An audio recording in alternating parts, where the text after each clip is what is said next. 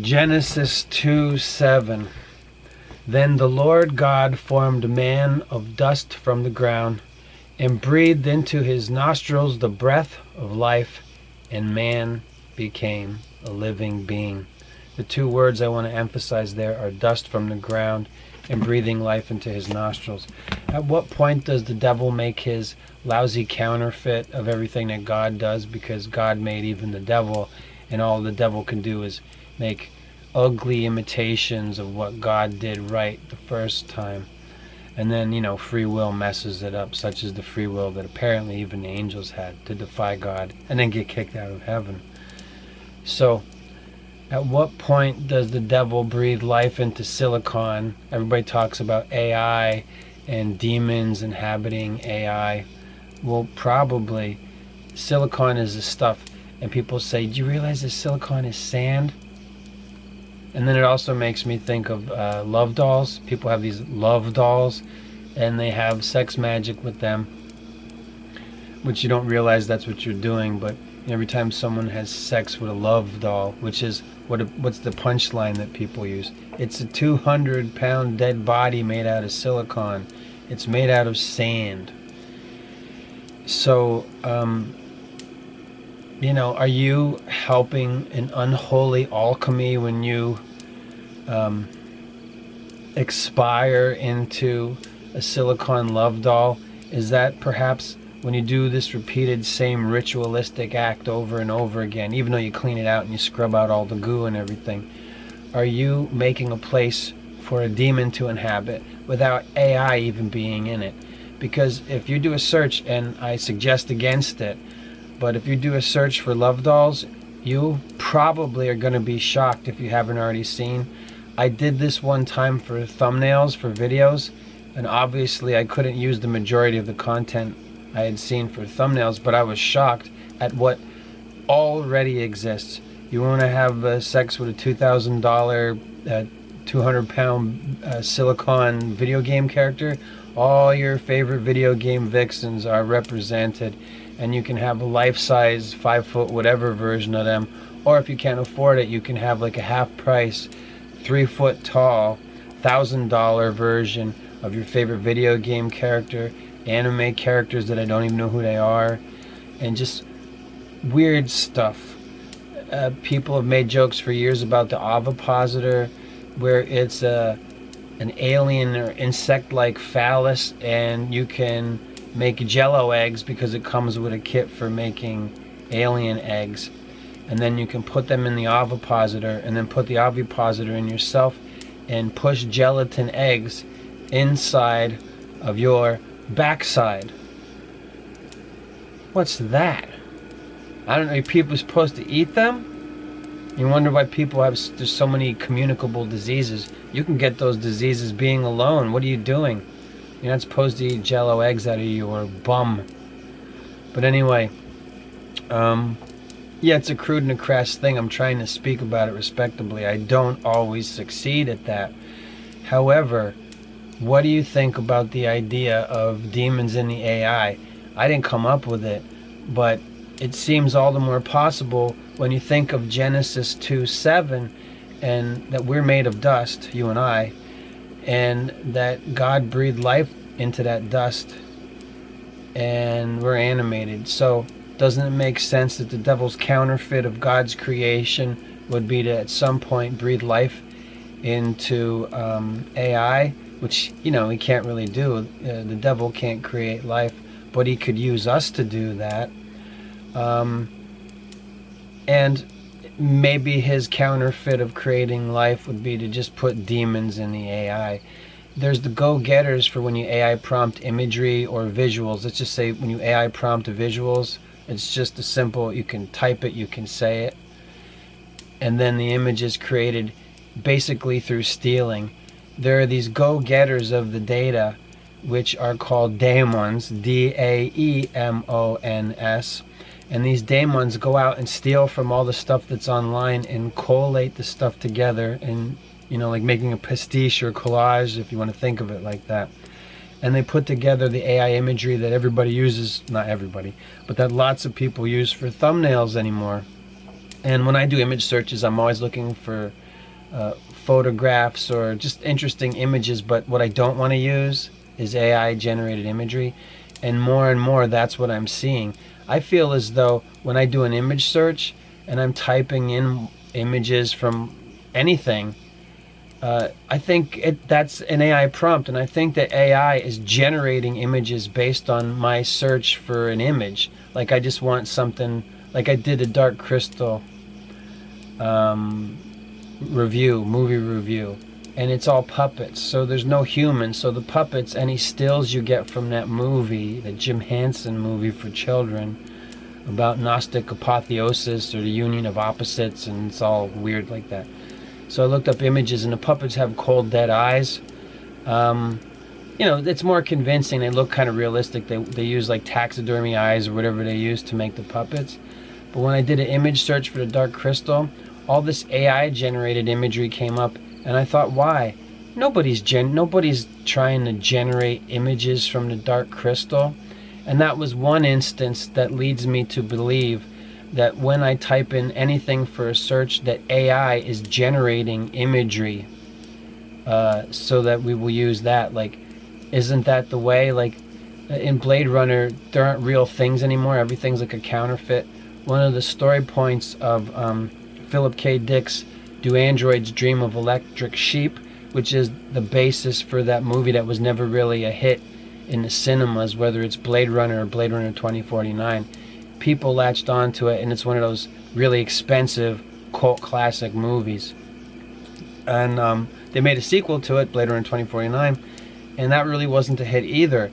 But in the story Do Androids Dream of Electric Sheep, which was written by Philip K. Dick, who hung around with the original Silicon Valley guys, he said that in the future, everything's going to be like a copy, like a counterfeit. I'll just say it like that to get on with it. And the replicants, which are the androids or whatever, these artificial people, and now we get from Blade Runner 2049, people grown in plastic bags. They don't have a mom or a mom or a dad. They have information. The information is, put inside of a plastic bag by Jared Leto or whatever. And that's how replicants are made. Like in real life, where they claim to have grown a goat. Wow, a goat. How about that? There's sheep and there's goats. They grow a goat in a plastic bag. Anyway, the replicants, the androids, the artificial humans, see a real spider, and then they kill it. They don't understand. In the future that Philip K. Dick set up in Blade Runner, it's a rare thing to see an actual insect. Even a spider. Like, wow, this is a really. I think Decker is the whoever the human is supposed to be in Do Androids Dream of Electric Sheep. He sees them with the spider. I think it's even in the movie, the Blade Runner movie with Harrison Ford and Rutger Hauer and Daryl Hannah. I think it's even in there where it's like, look, it's a real spider. And then they smash it, and they don't understand because they're not human, they're not us. There's something wrong with them. So, that's one of the things that's for our future. It's not just us. It's the tainting of everything. The devil can't make anything, so he has to do a counterfeit or a copy of the things that God does. And there's always something missing. Do you know that it's even possible, so they say, to create chimeras where they take parts of other animals and combine them together? They'll grow and they'll gestate, and it's hard. You can't, have you seen any images of these? They say that science says they can do it.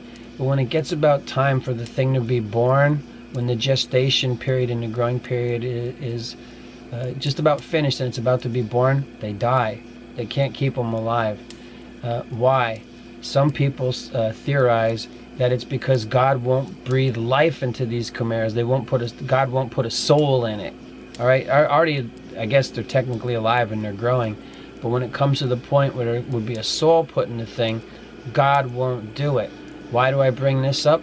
Because the devil can't create souls, but he can put demons in things. They're already here. This place is full of them.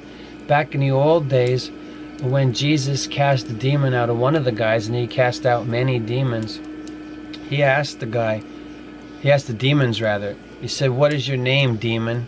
And the demon said, "My name is Legion, for we are many. So apparently you can stuff a lot of demons inside of a man, and Jesus casts out the demons, but not before they request to be put into pigs. So I guess you can put demons in pigs. So Jesus cast the demons into the pigs, and then he commanded the pigs to go into the water and drown, so that the demons didn't have a place to rest, that they couldn't be inside those pigs. Or if the people would eat the pork that were to, because people used to eat the pigs, that's why they were farmed, even though it's in the Bible, it says don't eat pork. It's forbidden, right? So maybe the demons would get into the people by cutting up the pork and eating it. Anyway, demons like to get inside of things.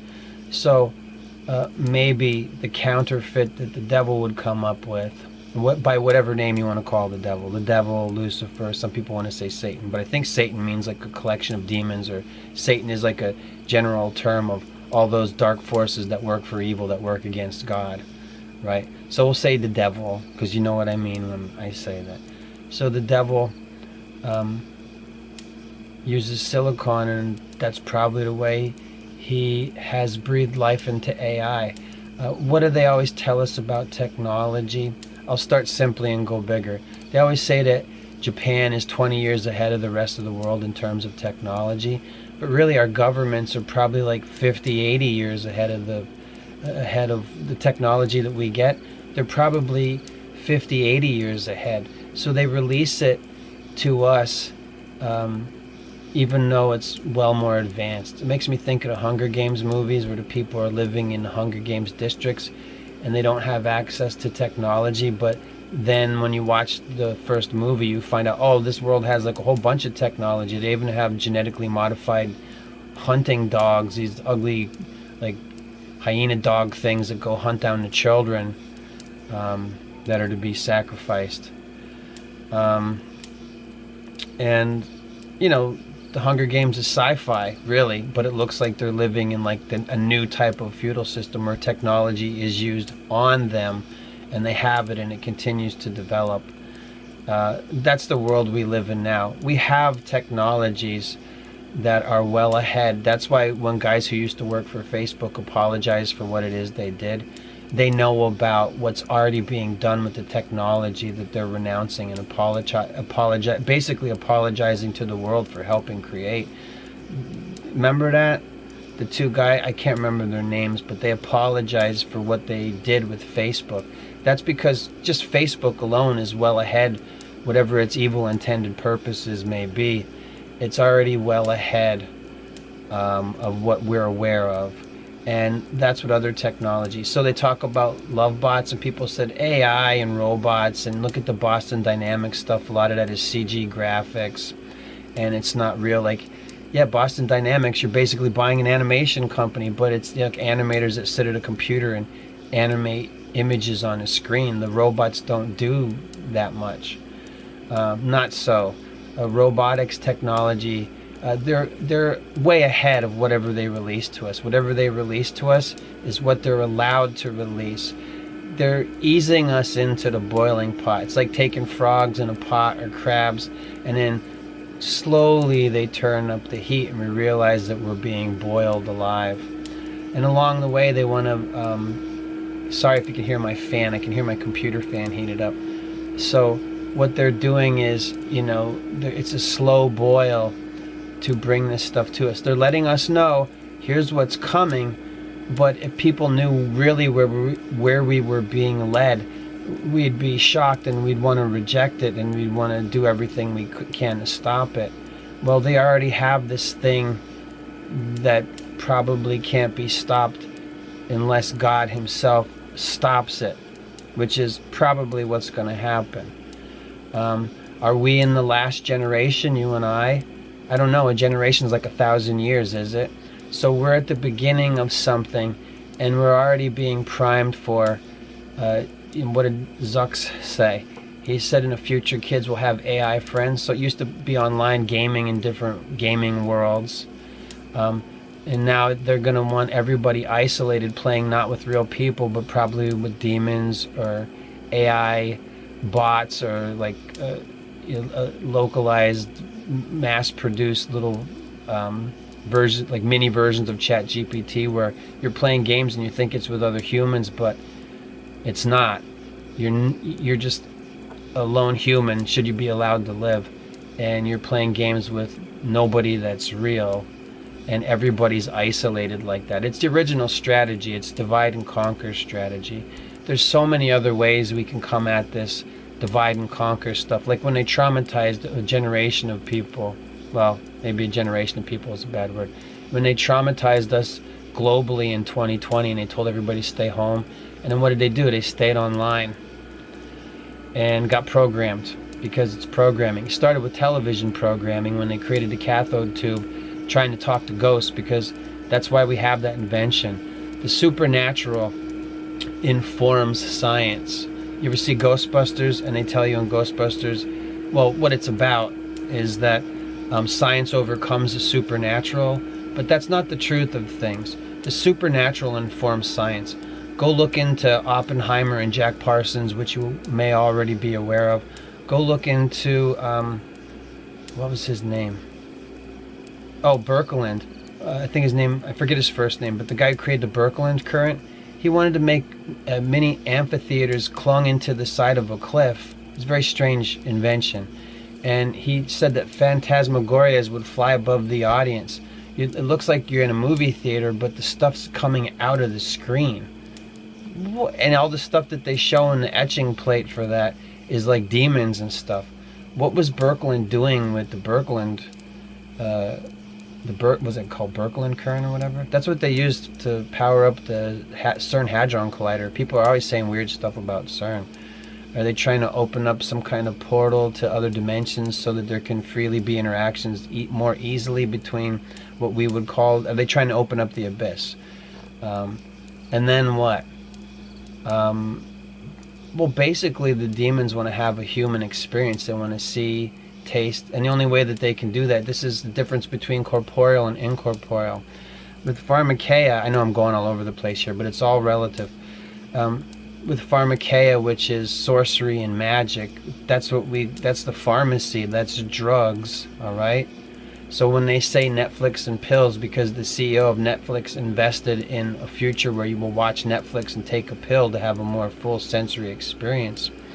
A more full sensory experience is that which the incorporeal, that which does not have material embodiment, wants to have. So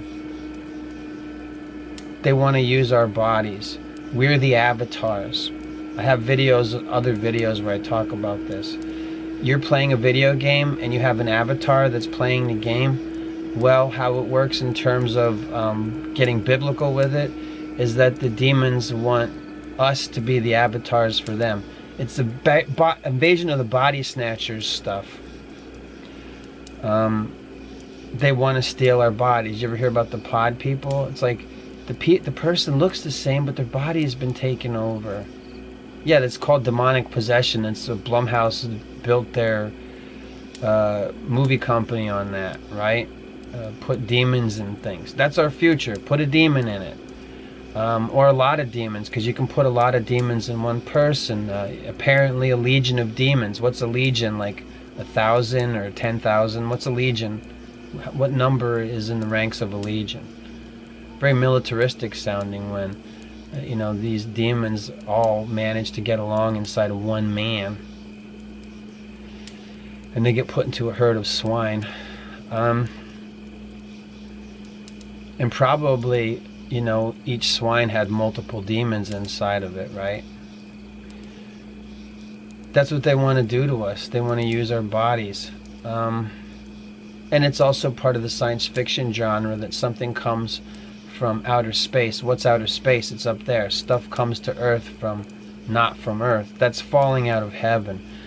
The analogy I've used since the movie came out was Annihilation. It's Natalie Portman and Oscar Isaacs. And in that film, everything on the planet gets taken over by evil.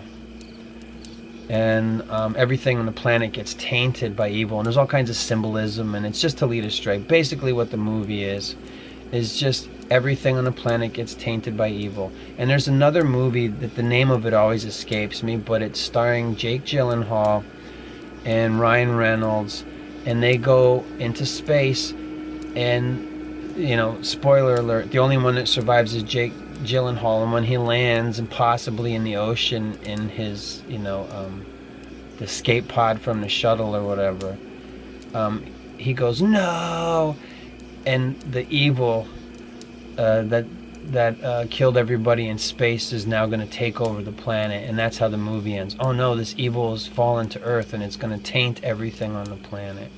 And isn't that the strategy of Venom? Remember the Venom movies, the Spider-Man Venom movies? When you get to the third Venom movie with, I forget the guy's name, played Mad Max.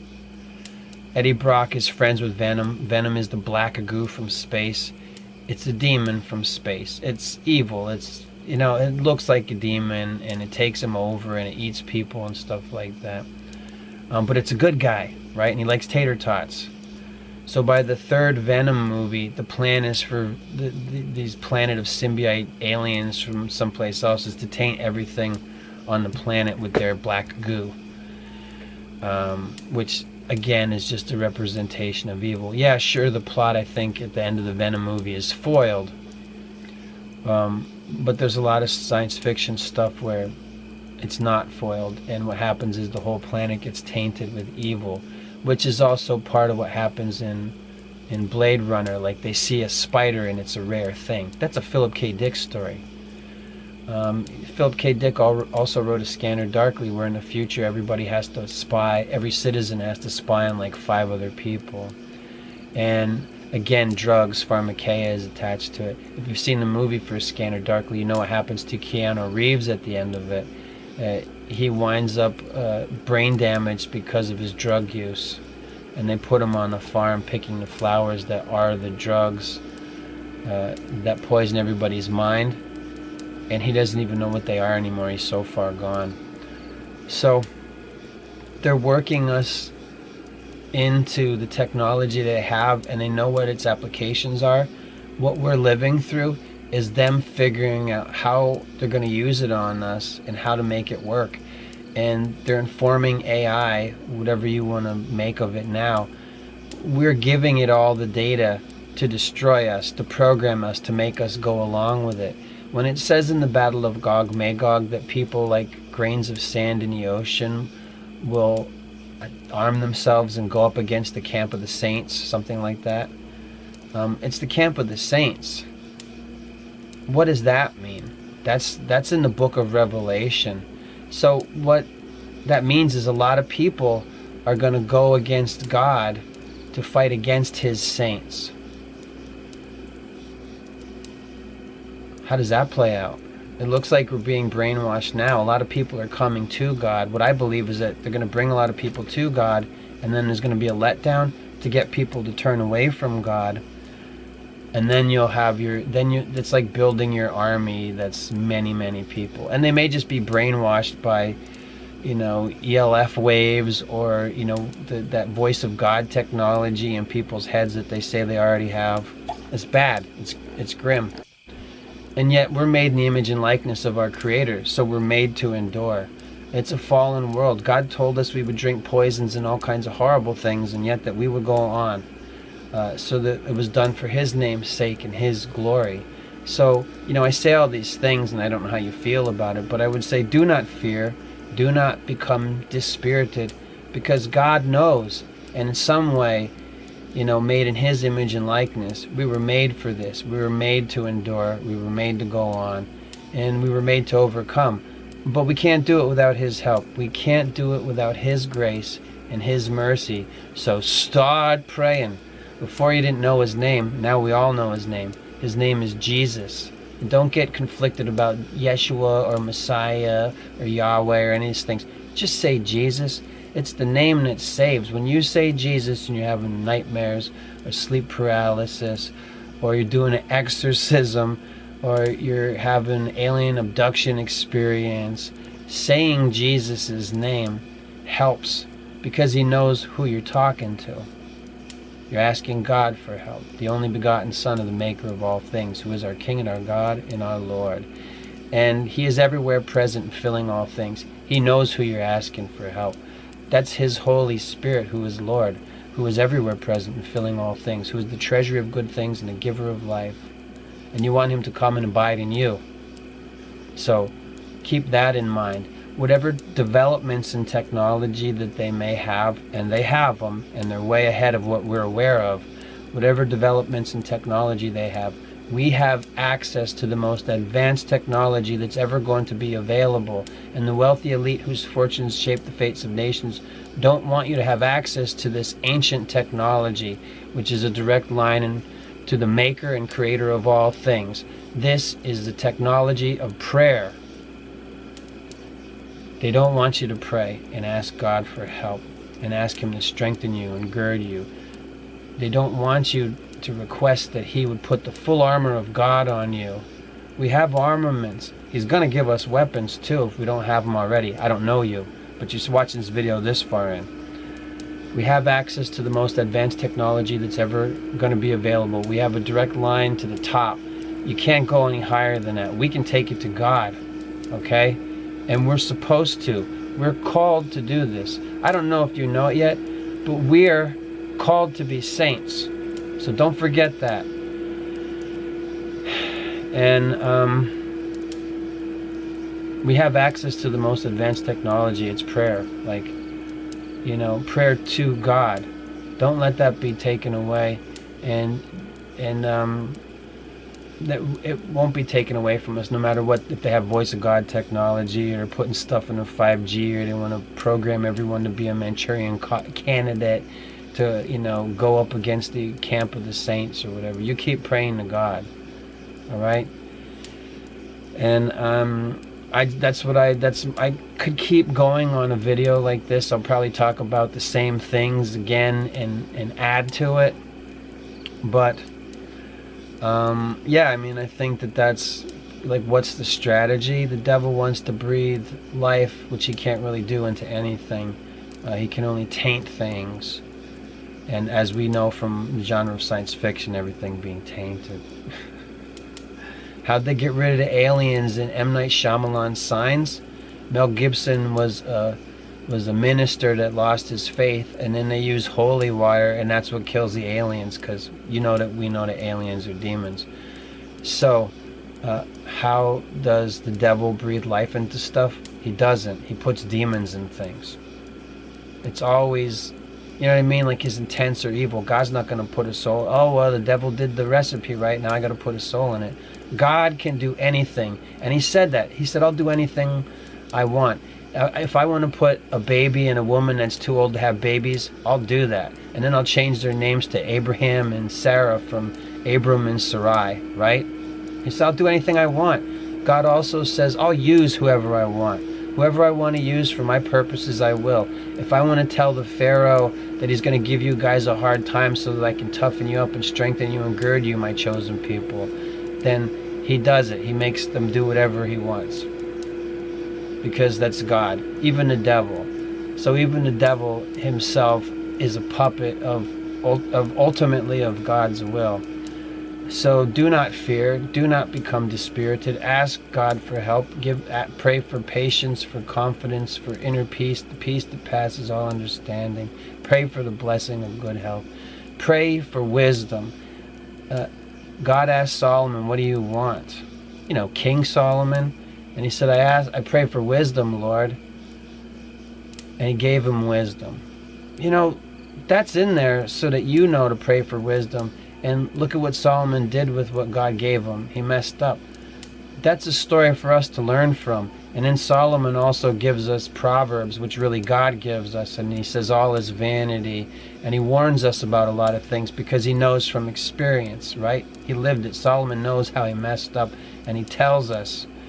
That's for us to use. That's also technology. That's our strategy book. The Bible is important for us to read and then keep reading again and remember and have it in us, in our hearts, in our minds, and always be reading the Bible. You know what I mean? Like, it should be a part of your life if you haven't made it already. I know it's harder sometimes. They're trying to always keep us distracted from the most important things and keep us distracted from time apart with God. That's a lot of what being online is. It's the time wasters. What kind of videos do you watch? Are they always informational and useful?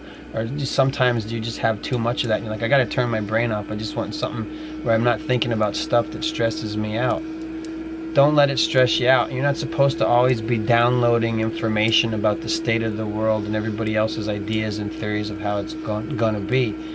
But if you think about it, how will the devil breathe life and imitate God's creation if the devil wants to make something, which I think is what all this AI stuff is about? He won't. He can't do it. He'll just put demons and things. If the devil can create anything at all, if demons can create anything at all, it would definitely be through fornication or the spilling of seed or stuff like that. You know, like it would have to be somehow using us, who has the ability, made in the image and likeness of the Creator, to create life. I mean, we have the ability, a man and a woman come together, and this is how a man is born into the world, right? So it's always it's not gonna work right when the devil gets involved, because it's going against what God made us to be, which is good. He gave us free will. We make bad decisions. That's where the Googolies and the Kumlins come in, when we're doing sex magic and we're alone, or we're fornicating, or we're coming together to, join together in it's supposed to be an act of creation. But when you're alone by yourself and you're abusing your own body, what are you creating? Something in the realm of demons, because we know about sex magic, and magic is forbidden. I think it's in Deuteronomy. A lot of things. No talking to the dead, no raising the dead, which you can't do anyway. You just be putting demons in it. No witchcraft, magic, sorcery, no fortune telling. You're not supposed. All the stuff you go to Harry Potter school to learn how to do is forbidden by God in Deuteronomy, if I'm not mistaken. But it's in there. It's in the Old Testament. And you could say that science is sorcery. There's a lot of stuff that we do that we call science, and the innovations in technology, the innovations in science come from guys like Jack Parsons and Oppenheimer, just for two examples I mentioned earlier, doing occult rituals and openly telling you that they were doing occult rituals. They're doing rituals to Pan. They were involving like Shiva and Indian gods of death and stuff like that in their creations. Was it Oppenheimer or Jack Parsons that was trying to create a homunculi, like inside of a metal chamber? He was trying to use science and technology to create some kind of unholy thing.